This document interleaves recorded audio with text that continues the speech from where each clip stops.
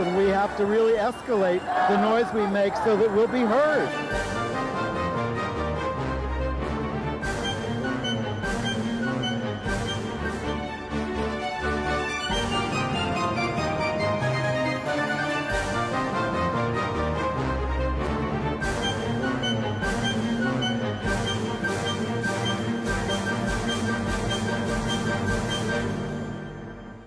Welcome to Gay USA. I'm Andy Hahn.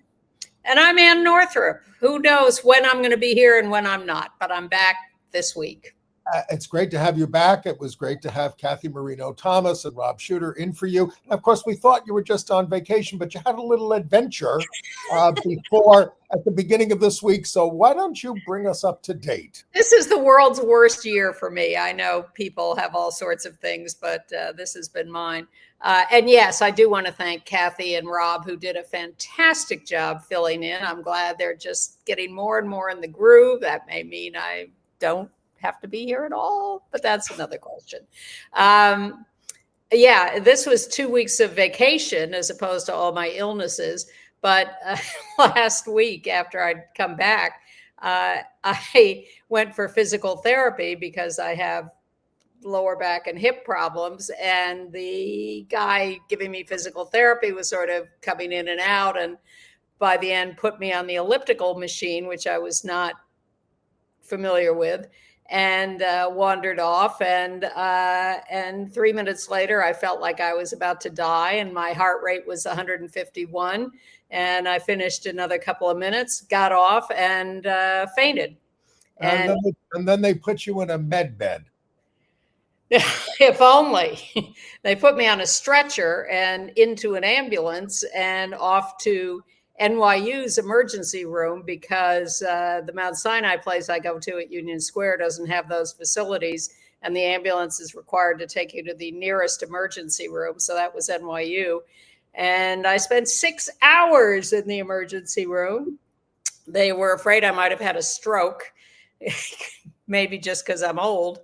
But no, they ended up deciding I just had been, too ambitious in my exercising and maybe a little dehydrated, who knows, but I had some kind of syncope, and someone said to me, "Oh, you fainted." I said, "Yes, I did." And but I walked out of there okay. And who knows what will happen next? Life is a great adventure this year. Well, I hope we can get through this because a lot of it is very painful. Shall we go to the headlines? By all means. Well, you watched, Secretary Hegseth going on a racist, sexist, anti-LGBTQ rant in front of all the U.S. generals. And that's a mild description of what he did. Meanwhile, out Oregon Governor Tina Kotek is one of the leaders of the fight against Trump's war on U.S. cities. And Trump was sued by 15 states for taking millions away from schools and sex ed programs that treat trans students with dignity. That's a crime now in America. Well, I think we're slowly getting better and putting things together, but, then they shut down the government and do whatever they want. The viciously anti-LGBTQ school superintendent of Oklahoma has stepped down, yay, to head a group fighting teachers' unions. Boo. There was a win in federal court for transgender people in Arizona. Wow. The scandal of the bigoted Amtrak cops arresting hundreds of men perceived to be gay in Penn Station restrooms has gotten the attention of elected officials. And it's having some effect. Veteran lesbian activist Carla Jay is honored and has a message of encouragement to our community under siege. The SAGE has a new leader for their work serving LGBTQ older people. And there was an LGBTQ breakthrough on Polish TV. And also on American TV, where Project Runway has its first transgender winner. And I am going to review 2 plays, Art and Punch, on Broadway. And the sequel of The Adventures of Priscilla, Queen of the Desert, will be made, and through a little movie magic, with the late Terence Stamp. Yeah, we didn't think it was going to go through since he died, but we'll tell you all about that. By the way, October is Bullying Prevention Month. We need a lot of that with all the bullying coming out of Washington. And it's also LGBTQ History Month. And October 11th is National Coming Out Day, if you have not gotten around to that yet. Or maybe you have, but you have other people you haven't told so far. Sure. All right. Well, the spectacle at the top of the news, of course, was Trump and Hegseth demanding the presence of every top general, admiral, whatever, from around the globe to listen to them rant nonsense at them. Trump giving a ridiculous campaign speech, totally embarrassing, went on for about 70 minutes, saying just standard stuff. Our cities are run by radical left Democrats. We're going to straighten them all out. That's the war from within. The election was stolen from me. It's insane. Of course, they all have to sit there in silence. He gets a little upset that nobody reacts in these situations with the generals because they're not supposed to. It was extremely. They're not supposed to clap. They're not supposed to react at all. Some lower level troops have reacted when he's spoken to them in other settings, but these are the pros at the top of the food chain, and they just sat there stony faced. And Hegseth was just vile. I mean, absolutely vile. No more fat generals. I mean, for God's sakes, total misogyny. How about fat presidents? Vulgarity that he used. Kill. I mean, it's just no. Do what you want. Ask questions later, et cetera, et cetera, et cetera. They're taking us way back. Well, they are taking us way back. And meanwhile, they're cutting anti-terrorism funds for New York City because they just want to wipe us off the face of the earth. And Trump today withheld $2 billion in, or maybe more billions for this. 18 billion. Thank you. 18 billion for the tunnels that we need under the river for Amtrak and for the railroads. The extension of the Second Avenue subway. Yes. It's all just cruelty to New York City. How can we undermine the coming mayoralty of Zoran Mamdani? Right. Who, by the way, on October 11th, which is National Coming Out Day, they're going to have a rally for him at the AIDS Memorial. What time is that going to be? I have it down. It's going to be in our email. Yeah, it's a gaze for Zoran. 1:30 p.m. at the AIDS Memorial on 7th Avenue and West 12th Street here in Manhattan. Saturday, October 11th. And I want to, here's the question I cannot get an answer to. I watch a lot of the coverage of Trump and Hegseth and their speeches and the horror shows they are. And ex-military leaders come on and talk about how they've violated every norm. And people talk about how everybody in the military hates them, or 90%, and yet they talk about how these good military people will follow legal orders.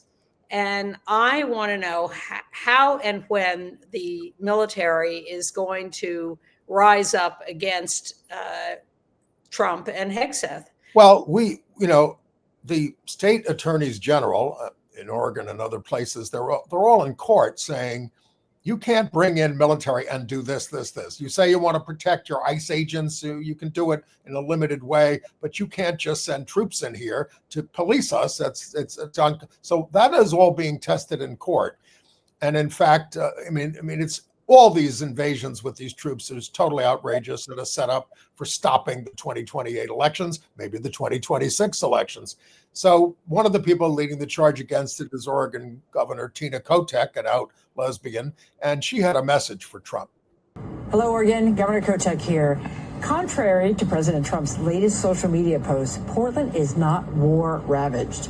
There's no insurrection, there's no threat to national security, and there's no need for military troops. Military service members should be dedicated to real emergencies. And that's exactly what I said to the president when I asked him to stand down from sending federal troops into our city. But just in case that phone call wasn't enough, I thought I would take to the streets myself right here in downtown Portland. I'm standing just blocks away from the waterfront, overlooking the beautiful Willamette River. Portland City Hall, the federal courthouse, and dozens of shops and restaurants here in the central city. We do have challenges here in Portland, in Oregon, and across the country. The cost of living is too high, we need to build more housing that people can afford, and we need to always work on having the best schools possible. So let's keep the focus on the real problems, not the made-up ones.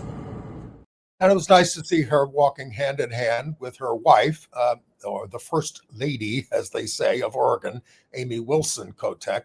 By the way, 42% of Americans support the deployment of the National Guard and 58% oppose it, and 64% of independents oppose this move.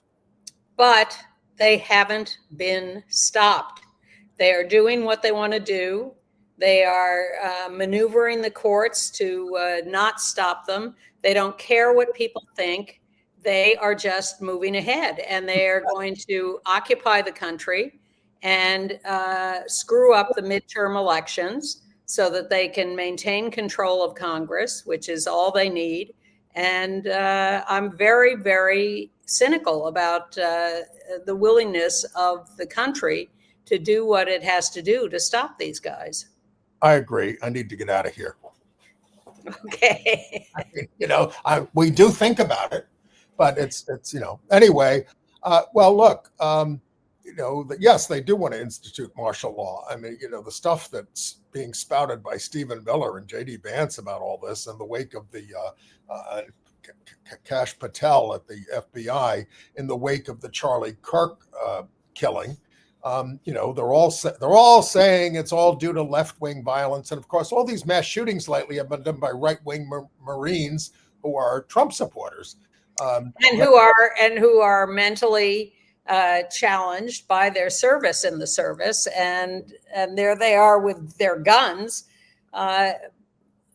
But they, MSNBC keeps putting up charts of, this murderous violence has been committed by right-wing groups, not left-wing, and none of this seems to have any impact on stopping them. Well, it feels like 90% of the public could be against them, but would still not be able to get themselves together to stop them. Oh, at some point, I mean, we are still allowed to criticize, although they'll probably want to shut us down for DEI. What did they blame on DEI? The New York's building the tunnel. Yes, they have to stop the building of the tunnel and the unconstitutional DEI. We're going to investigate your process for building these things, because clearly you have DEI rules in your contracting. Are you using women in these construction things? Hegseth's big thing was, we're just going to have male standards. It's so offensive. That's a whole longer conversation. It is. Well, we got one good ruling from a federal judge in Massachusetts who was a Reagan appointee, saying you can't have agents wearing masks, these ICE agents wearing masks. He said, "Can you imagine a masked Marine? It is a matter of honor, and honor still matters. To us, masks are associated with cowardly desperados and the despised Ku Klux Klan. In all our history, we have never tolerated an armed, masked secret police. Carrying on in this fashion, ICE brings indelible obloquy to this administration and everyone who works for it." A Reagan judge. Well, I want to see how much he is doxxed by all the MAGA people, that judge. And B, I want to know if ICE is going to pay any attention to that ruling, because I'm not aware of any of these goons stopping wearing their masks. a little more on Hegseth. He declared war on woke garbage. We are done with that. And he used the S word in front of everybody. I mean, this is just vile. He also, here's my biggest complaint against, well, maybe not my biggest, but Hegseth has announced that he is going to continue to have medals awarded to the Army members who massacred peaceful, innocent Native Americans at Wounded Knee. Yep. They were under review. Yeah. And he says, forget that. They're keeping their medals. We're fine with massacring Native Americans. No more identity months, DEI offices, or dudes in dresses, he told the audience. No more climate change worship. No more division, distraction, or gender delusions. No more debris. Well, I mean, but yet they, of course, he made all this thing about you can't be a fat general. Well, what about the commander in chief? I mean, look, I'm an overweight person, but Trump is the fattest president since William Howard Taft, for God's sakes. Yes, and he's also talking, Trump, about the terrorist Democratic funders of left-wing violence, i.e., George Soros and who knows. They just make all this stuff up. All right, you want to do something about it? Turn out for the October 18th No Kings demonstrations across the nation. We'll put the link in our email, but just Google 50501 October 18th demonstrations. A big map comes up with thousands of cities across the country. These will probably be bigger this time because we're getting even more nervous to stand up to them. In New York, by the way, they changed the opening to on October 18th to Father Duffy Square, near Times Square, 47th Street, and we're going to march to 14th Street and 7th Avenue, starting at 11 a.m. with no rally. It's just marching. It's all about just showing up and showing people that we're there. You come with a sign and say whatever you want to say, but we have to do this and more. We have to achieve critical mass in these demonstrations. And that's a pretty easy march straight south of 1.5 miles. Maybe we'll decide to extend it. And by the way, bring back a picture of Stephen Miller, Patel, and Bondi, because they're leading a crackdown on progressive tax-exempt organizations. This is their new thing after Charlie Kirk. They want to, so they've defunded anybody in government who has anything to do with anything progressive. They want to go after progressive organizations and wipe out the private sector as well, and saying that they're all aiding terrorism. It's a good thing we fly a little under the radar. But, Alex Soros, the son of George Soros, who runs the Open Society Foundation, which has $23 billion to distribute, said he would back down over my dead body. And the Ford Foundation, which is also being targeted, says we're following our standard due diligence practices across our grant making. Well, they're a little bit more timid, but the foundation's board has been concerned about recent doxing attempts against its directors. Well, what all this reveals is that the executive branch does have too much power. Yes. And that's been a matter of debate for some decades. And this has really revealed the potential power of the executive branch. And then there's Lindsay Halligan, Trump's enforcer versus Comey, who was assigned to scrub. But here's how she came to the attention of Trump. She was assigned to scrub improper ideology from Smithsonian properties. And yes. So she's the one who brought this ridiculous charge against. Look, I'm not a James Comey fan in many ways, but I mean this ridiculous charge against him, and which I think everybody's predicting that I mean she doesn't know what she's doing, and everybody's predicting it'll be thrown out before it even gets started. Yeah, and they'll lose a lot like that. But meanwhile, they've gummed up the works. They've spread the evil poison of their ideology. They have, just ruined everyone's reputation, and they have expanded their power, even if they lose. Your enemies list doesn't ruin your reputation, but it costs you a lot of money to fight these things in court. And time. Yes. And of course, your family then gets targeted, and you're not safe. And no one wants to hire you because they don't want to receive the same treatment. So you end up isolated and powerless. Right. Speaking of Smithsonian, though, it was inspiring to see Smithsonian Magazine describe gay civil rights pioneer Frank Camity's pair of handwritten notebooks held in the National Archives at the National Museum of American History. We have a picture there of Frank and his notebooks as a national treasure. They did a whole article on it.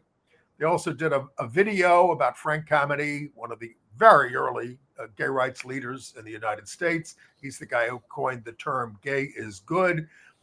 So we're going to link to that in our email. So if you want to be on our email list, go to gayusatv.org. If you're feeling generous, we also welcome you to donate to Gay USA on the link that's there. In honor of LGBTQ History Month. Yes, indeed. Thank you. We really appreciate it. It keeps us going. We do. And I'm shocked that the Smithsonian still has some progressive pro-LGBTQ materials available. And then there's the developments in the Epstein files. Some of the stuff that was released showed that billionaire Peter Thiel, an out homosexual now who financially supported J.D. Vance's Senate campaign, and Trump ally Steve Bannon had scheduled meetings with Epstein. And they showed that Elon Musk had a pending trip to Epstein's private island. So Trump responded by saying, "We're going to release the files on Amelia Earhart, the first woman to fly solo across the Atlantic. She was lost in a flight around the world." Oh, my God. Well, I have to tell you, though, Peter Thiel's, another of his projects, have you heard of this? Peter Thiel and Don Trump Jr. are running something called the Enhanced Games next May in Las Vegas. And this is a competition where the competitors are encouraged to take as many performance-enhancing drugs as possible. God. Men and women, it's equality. And Elon Musk, and he has the money to do it, is starting an alternative to Wikipedia. Well, hold on. I'm not finished with this. This is being described as a eugenics experiment. And they're very in favor of this, and all these people taking all these steroids and all these hormones and everything else. But of course, not if you're trans. Then you're not allowed to take any kind of drugs. May 26th, Las Vegas. Mark your calendars. Let's talk about the schools. Trump is holding back grants from New York City, Chicago, Fairfax schools over bathroom policies, over policies that say, you can use the restroom associated with your gender identity. And they also are going after the schools like in Chicago for providing remedial academic resources to Black students, which the Trump people call racial discrimination. So they're talking about millions of dollars. But then, here in New York, Mayor Eric Adams, we've told you about this. He keeps raising the issue of we don't want males in girls' rooms, and this is all anti-trans stuff. He's out.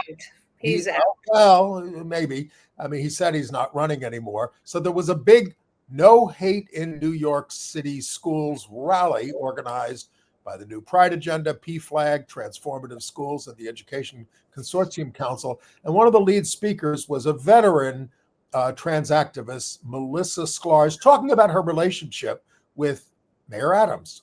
I met Eric Adams when he was a fighting, leading progressive voice in the state Senate in 2011 after he voted for marriage equality. He was one of our early supporters of trans civil rights in New York. I got to know him better when he was Brooklyn Borough President with Breaking Bad Building Bonds program, making sure trans people are always included in all of his work, making sure that the disability community and women's rights He was a great liberal champion for all of our communities. And who is this Eric Adams today? He is a stranger, a man that I've known for 15 years, has already decided that in a school system racked with guns and gun violence and school safety aids, the problem is trans girls in the bathroom. He is wrong, he is misguided, he does not know what he's talking about. Now, Donald Trump doesn't know the difference between transgender and a transmission. But he has someone that told him that this is a problem that needs to be addressed. And what he's going to do is what Donald Trump always does, which is divide us. He will work to divide us all so that only he has power. I am looking forward to having a new mayor in January. They're here. And, I talked to Tony Simone, who's our assembly member, and, I gave a nice talk about how much he supports this. And I said, is the legislature going to stand by these trans students with funding? And he said, well, the people at this rally are. I said, Tony, you need everybody. He says, we are going to be so besieged with cuts to healthcare, to everything, transportation now, everything, that it's going to be tough. But this was a great rally. And they did have a young trans man student named Jaden from Make the Road who spoke about his personal experience. I've spent my life to be seen, respected, and simply exist. I have cried myself to sleep without... Got it.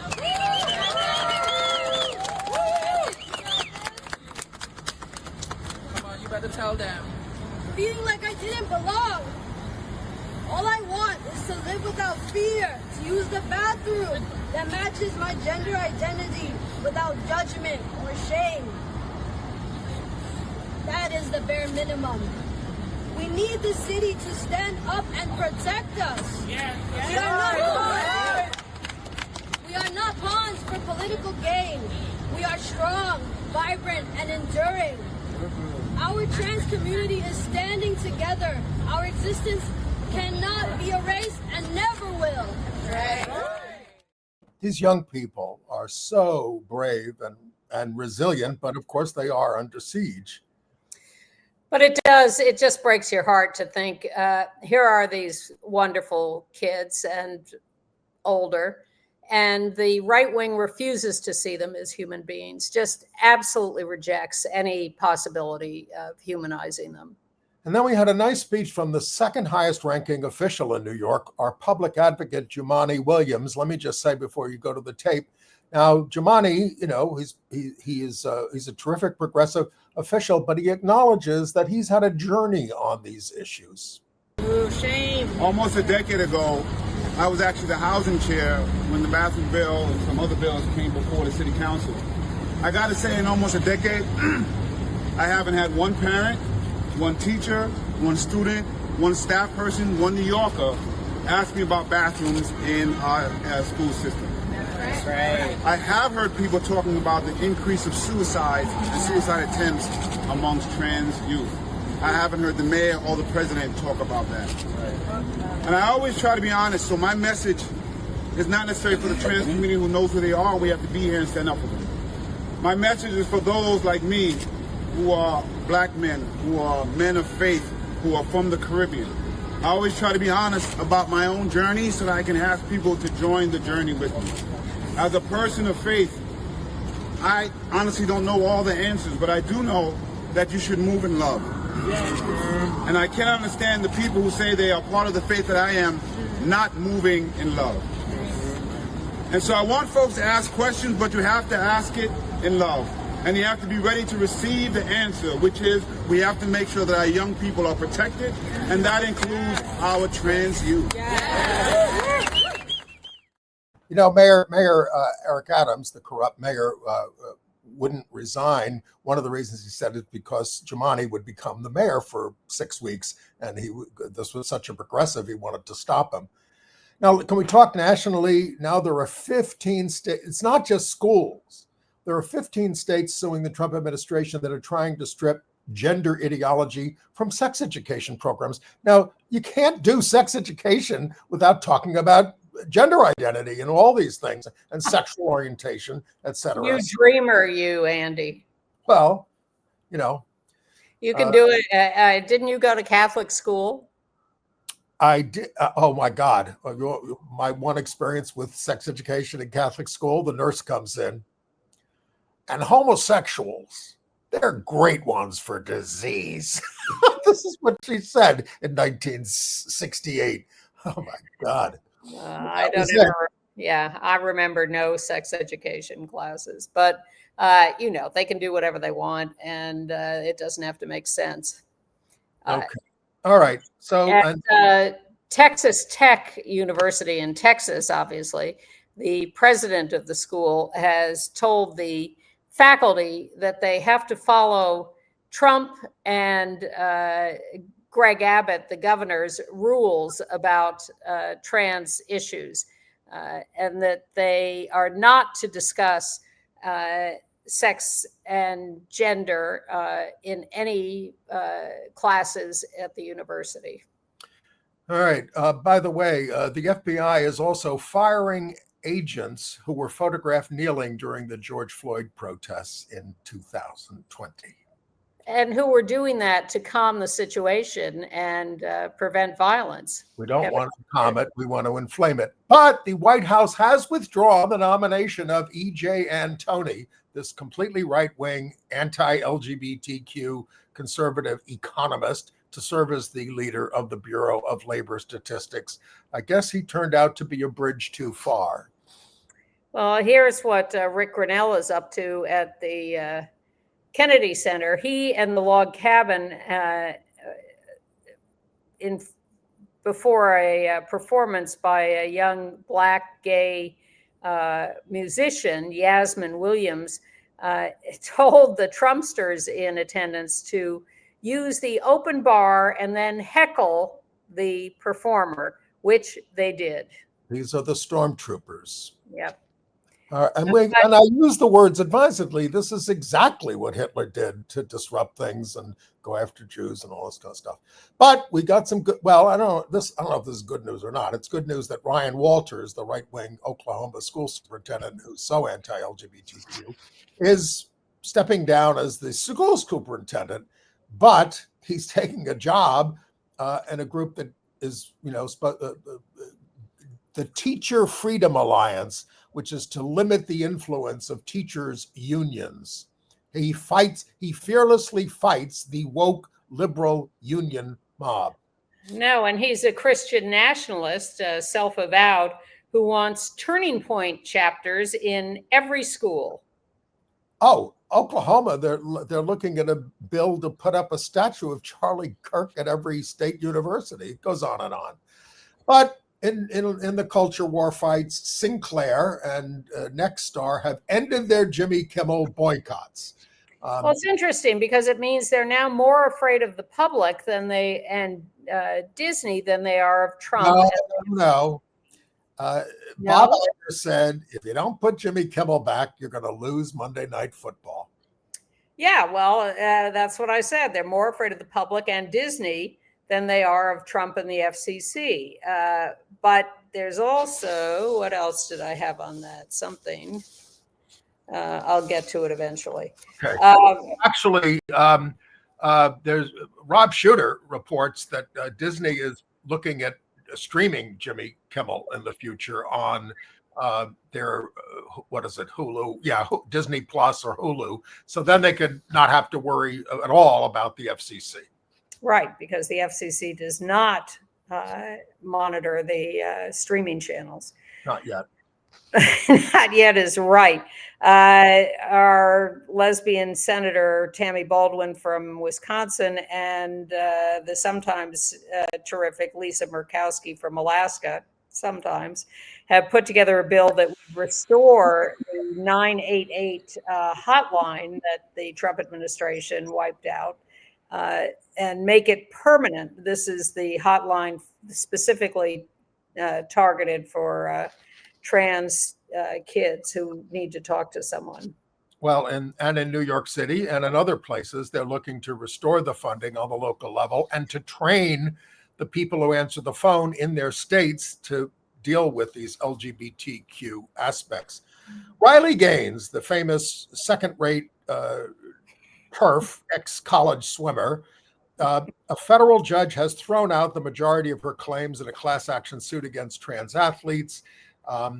She sued NCAA as well as Georgia Tech and the University System of Georgia, saying that competing against trans girls is not fair and that changing in the same locker room, it makes them uncomfortable. So the judge threw most of that out, saying that the NCAA is not a state actor.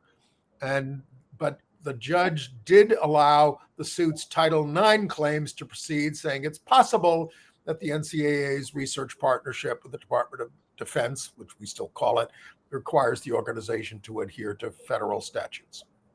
And let's remember that Riley Gaines got angry about Leah Thomas because they tied for 5th place in a swimming race. It's not like Leah won and Riley was 8th. They tied for 5th place. You know, in the beginning of Riley Gaines' complaints, it was just, it's just about the swimming. Now she says, I am totally dedicated to wiping out trans rights across the world. Really? Because it's making me a lot of money and making me famous. Sure. Yeah. Sure. You know. All right. Probably not happy he's famous is a state representative in Arizona, John Gillette, who wants to execute Congresswoman Pramila Jayapal for calling for nonviolent resistance to Trump. She called for nonviolent resistance to Trump, and he thinks she should be executed. Well, I mean, you know, again, under the Third Reich, I mean, you certainly weren't allowed to criticize the leader, and that is where they would like to get. But staying in Arizona, a federal district court in Tucson struck down the outdated requirement that transgender people must have surgery to change the gender marker on their birth certificates. Very nice. So that's a win. But let's talk about the Supreme Court. We just heard this, today that the Supreme Court is going to allow Lisa Cook to remain on the Federal Reserve for now until they hear the case in January. And that's unusual in the way they do things. Usually they say, no, keep her off until we hear the case next year. But in the case of the Federal Reserve, I have to think they're worried about their retirement funds and their stock holdings because the way Trump is upsetting the markets by going after the Fed is not good. And by the way, on October 7th, the Supreme Court's going to hear oral arguments about conversion therapy. That'll be based on a Colorado case. All right. Well, we're down to 20 minutes, so I think we have. Right. Well, I mean, I can link to this in a story. There's more. Lots of public officials in New York have told the Amtrak police, which are doing in Penn Station, we've never heard of anything like 200 gay men getting arrested in the restrooms. It's unprecedented, really unprecedented. And one of the guys was arrested, thrown up against the wall, denied things, and the agent from the Amtrak police, who are federal, said, "Yeah, we got 3 more fag pervs." And when the guy asked for a cup of water, he says, "You want a steak too?" I mean, these are anti-gay bigots. And this is what's happened in this country. These guys are attracted to these jobs. They're under no restraints under Trump. Okay. And there's a significant part of the population that is going along with Trump. Yes. All right. The Williams Institute reports that same-sex couples in the U.S. are most concentrated in the District of Columbia and the state of Delaware. The least concentration are in North and South Dakota, and about half the couples they identified are married at this point. On Long Island, an appeals court judge, ruled that banning trans women from competing in women's sports at county facilities was a violation, and that case is proceeding. In Wisconsin, there's a Republican.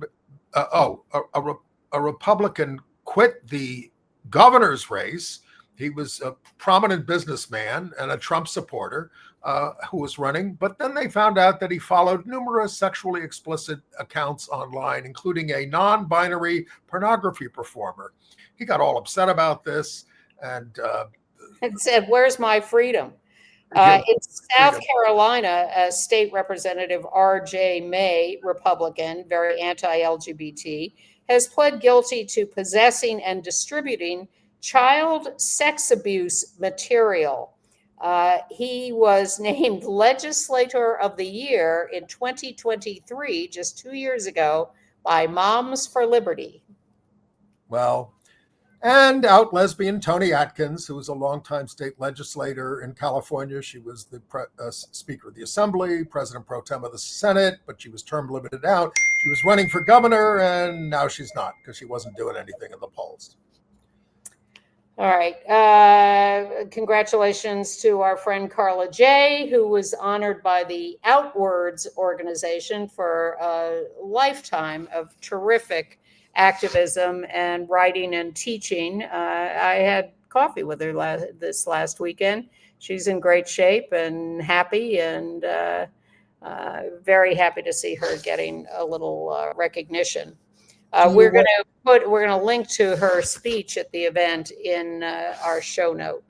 Yes, but I just want to read one sentence. She said, "We in the LGBTQ communities were not meant to survive biblical stoning or the drowning of witches, the burning of deviant men, the shunning by religions. We were not meant to get out of concentration camps. But here we are, more of us than ever, stronger than ever." And we'll link to the rest. Thanks, Carla. And Sage has a new CEO replacing Michael Adams, who's been there forever. This is Lynn Faria, who has been the executive vice president at Sage for 10 years. She used to be at the Empire State Pride agenda, but it sounds like she is ready to take off running as the new head of Sage. And in our email, we will link to an introductory video about her. An historical footnote, you might have read that Sarah Jane Moore died this week, made famous by Stephen Sondheim in the musical Assassins, because she shot at Gerald Ford. And the footnote, of course, is that she was thwarted by a gay former Marine, Oliver Sipple, there in San Francisco, who deflected the gun.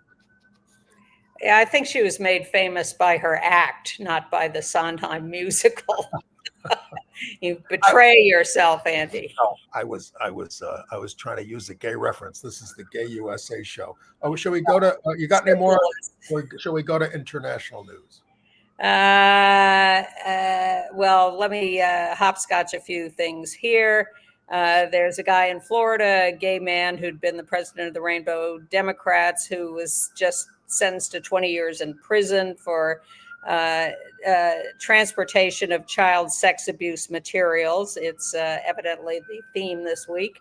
We tell you about the bad gays too. Yes, we do. Congratulations to Pete Buttigieg, who I think did the right thing by refusing to talk to Tucker Carlson about his sex life.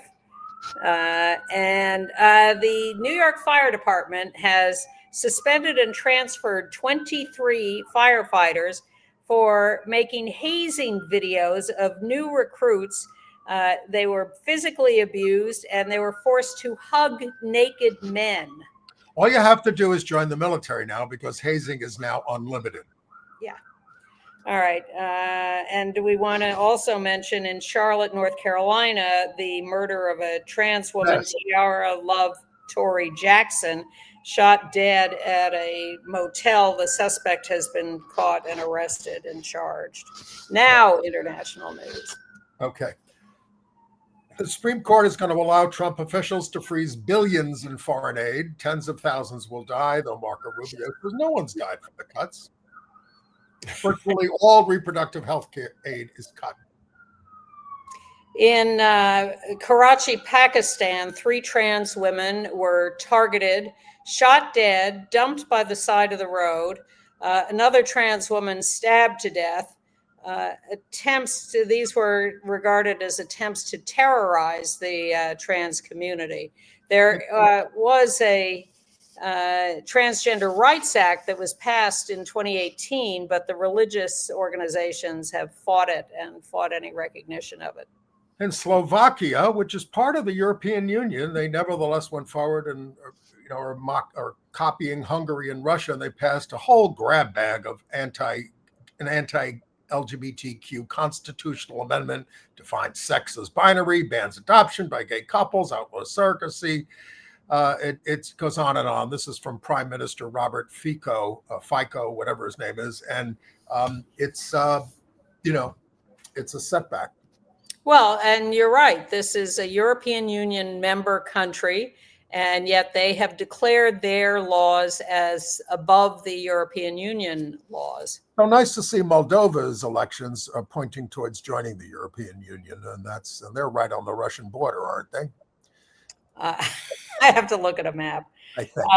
In Poland, they have their own version of Dancing with the Stars, and Also on the Russian border. Yes, exactly. And vulnerable to drones, which are showing up. Let's hope they don't go after the lesbian couple who are performing on Dancing with the Stars there. Yes, we got a picture of them, and yeah, there they are, pretty hot. And that's the Olympian rower Katarzyna Zilman there. Okay, AIDS news. Yes. Well, without explanation, the CDC under Trump has reverted from using the disease named Mpox to the obsolete monkeypox, which the world abandoned in 2022 because it was racist and stigmatizing. And their response when they were questioned about this, monkeypox is the name of the viral disease caused by the monkeypox virus. It's all racism. Yes, stigmatizing. So the New York Times had a big piece this week about how the cuts to USAID are killing people all over Africa, although the Trump administration is denying it. And they also, Trump, are doing funding cuts to cut back on funding lenacapavir, I can't read my own writing. For $40 a year, you get shots twice a year and it prevents HIV. Well, that's not of interest to the Trump administration, so they have cut the funding for that.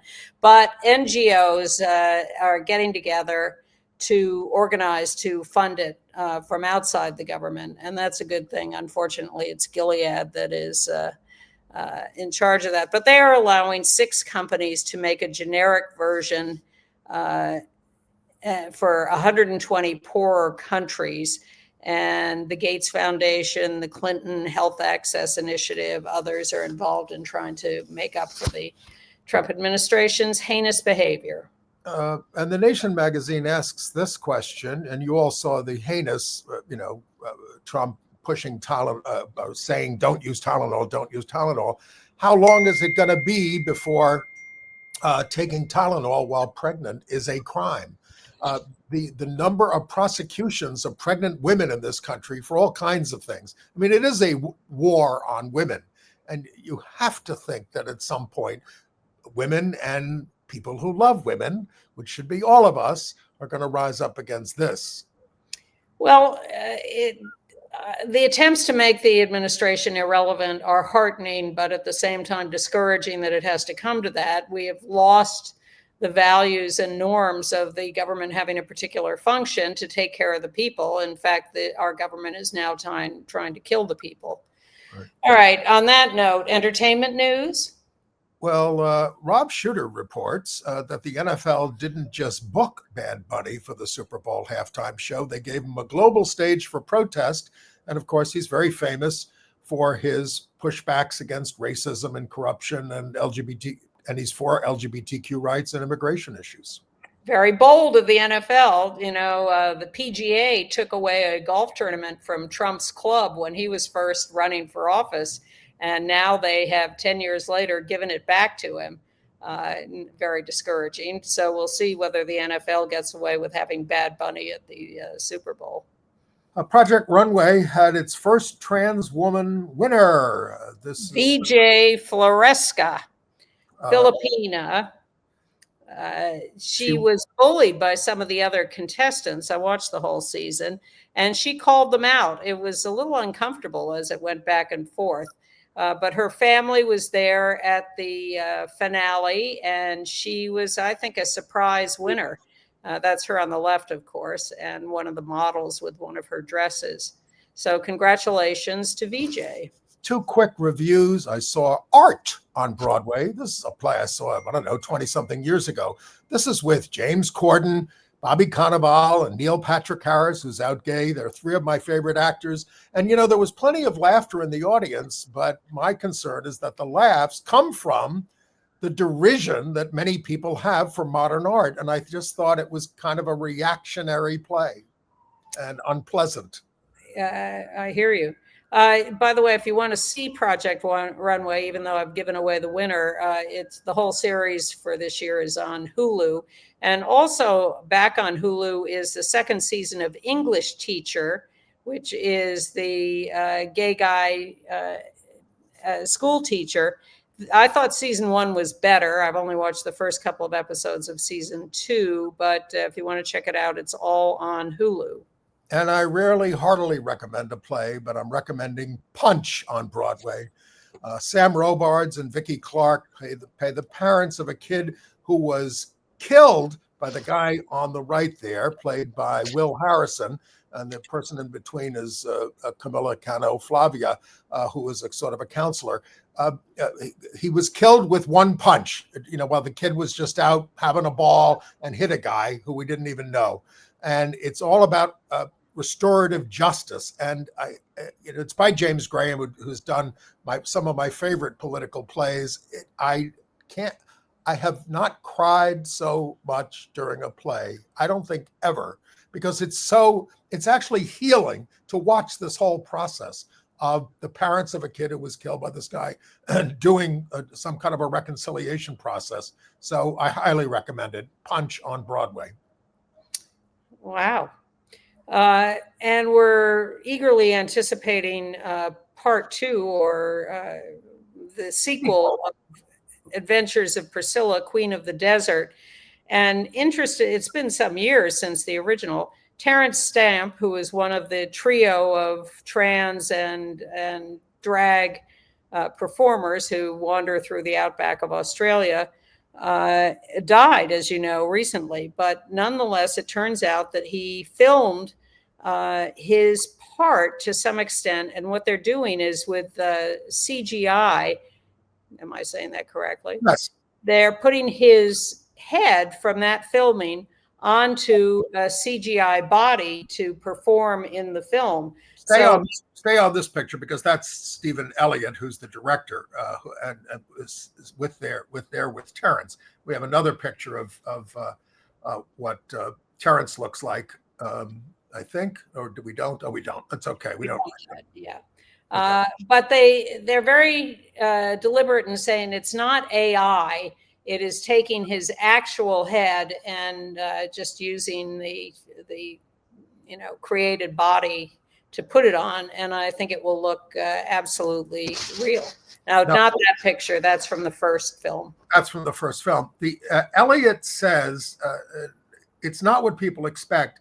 It's about old age. It's very touching. And he wrote it working with Terence over the last couple of years. And I wrote into the script of what it's like to get old and be either gay or trans. It's a subject that's never been explored, he says. Well, maybe, but I'm sure it was difficult to figure out what the follow-up movie was going to be, because the first one was quite complete, and this sounds like it's a real step forward in figuring out the plot. One of our favorite guests here is poet and activist Stacey Ann Chin, who is in our opening sequence every week. And she made a film called A Mother Apart, a documentary about her search for her Jamaican mother, who basically left the family when Stacey Ann was very young. And it's a very interesting documentary. It's going to air on PBS on Monday, October 13th. We have the trailer here to show you. Who was waiting for you to be born? No one was waiting for me to be born. Nobody? Nobody. You were waiting for me to be born. Absolutely. My mother left me long before I was born. I'm a writer, I'm a poet. I would like to think I'm a true speaker. You skipped daughter. My mother left me and came to Montreal. I trekked all the way across the globe to go and find her after she left me. She just kind of disappeared. I'm finding pictures of my mother that I have never seen. It's possible that she won't show up at all. My mother never comes back. I don't want to do that to you. I definitely want to be a different kind of parent to you. Every bit of my life is built around the reality of being her mom. I can feel something pulling me towards forming a different relationship to the people that scared me. It's time to be done being afraid. It's time to model courage. Because they're always gonna come back for you. It's a long story. It's a very long story.